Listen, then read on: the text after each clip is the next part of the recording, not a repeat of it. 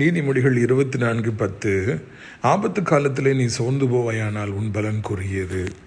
மனிதர்கள் நினையாத நாளிகையிலே ஆபத்து காலங்கள் வருகிறது. நினைத்திருக்கவே மாட்டீர்கள் இப்படிப்பட்ட ஒரு பிரச்சனை குடும்பத்துக்கு வரும், இப்படிப்பட்ட வியாதி வரும், இப்படிப்பட்ட நெருக்கடிகள் வரும், பொருளாதார இழப்புகள் வரும், வேலை போயிடும், நண்பர்கள் எதிரிகளாய் மாறி எதிர்த்து நிற்பார்கள், அழிக்க நினைப்பார்கள், துடிப்பார்கள் என்பதெல்லாம் நீங்கள் நினச்சிருக்கவே மாட்டீங்க. அதுக்கு பிறகு ஆபத்து. அந்த ஆபத்து நேரத்தில் நீங்கள் சோர்ந்து போயிடுவீங்கன்னா உங்கள் ஆத்மா மண்ணோடு மண்ணாக ஒட்டி கொள்ளும் என்றால் மாபெரும் தோல்வியை சந்திப்பீர்கள்.